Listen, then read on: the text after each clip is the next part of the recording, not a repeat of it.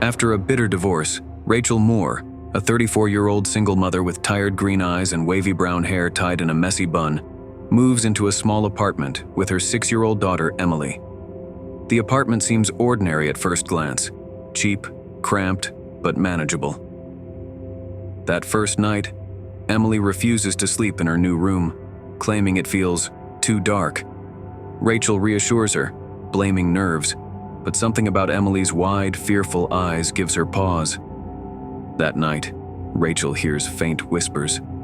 At first, she assumes it's the thin walls, but the whispers grow clearer, calling Emily's name in a sing-song tone. Emily screams in the middle of the night.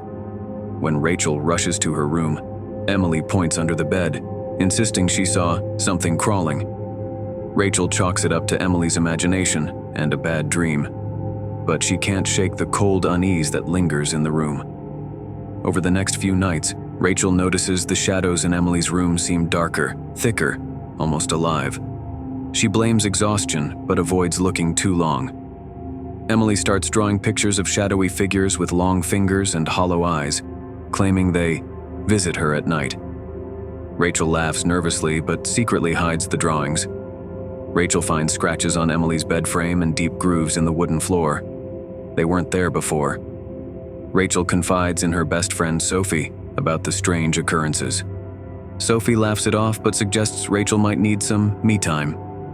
Rachel wakes to Emily screaming again, but this time she swears she sees something slip into the shadows as she enters the room. Rachel asks her landlord about the apartment's history. He hesitates before admitting the last tenant left suddenly, claiming something lived in the dark. One night, Rachel hears Emily humming a lullaby she's never taught her. "The shadows taught me," Emily says innocently. Rachel finally sees it, an impossibly tall, gaunt figure with hollow eyes standing at the foot of Emily's bed. She freezes in terror as it melts into the darkness. The shadows now move freely, creeping along the walls and ceilings, whispering Rachel's darkest fears in her ears. One night, Rachel wakes to find Emily missing. The whispers lead her to the closet, where the shadows are thicker than ever. Desperate, Rachel steps into the closet, feeling the cold grip of the shadows pulling her deeper into an endless void. Rachel finds herself in a twisted mirror world, where everything is dark and silent. Emily stands in the distance, holding hands with the shadow figure. The shadow figure speaks for the first time, offering to release Emily if Rachel gives them her fears. Rachel realizes the shadows feed on fear. Summoning every ounce of courage, she confronts them, banishing the darkness with her resolve. Rachel and Emily return to the apartment, the shadows now gone. But as they leave, Rachel notices claw marks etched into the closet door. Life returns to normal, but Rachel can't shake the feeling that the shadows aren't truly gone. Emily insists she's fine, but her once bright smile doesn't feel the same anymore. Emily hands Rachel a new drawing, a family portrait, but behind them looms a shadow figure. "He said he misses you," Emily whispers. Rachel begins to have vivid nightmares of the shadow world, feeling the cold grip of its tendrils and hearing the whisper of her name in the darkness. Rachel notices subtle changes in Emily's behavior. Her laughter feels hollow, her eyes linger on dark corners, and she hums that haunting lullaby under her breath. Strange occurrences begin again. Objects move on their own. Whispers return at night, and Rachel hears faint footsteps pacing outside her door.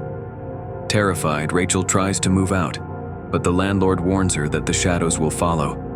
Once they choose you, they don't let go. One night, Rachel wakes to find the apartment consumed by darkness. The shadows, now fully alive, swarm toward her and Emily, whispering, "It's time." The shadows offer Rachel a choice: surrender herself completely to them, or they'll take Emily forever. With trembling resolve, she agrees. As the shadows close in, Rachel's love for Emily shines brighter than her fear, creating a blinding light that banishes the darkness.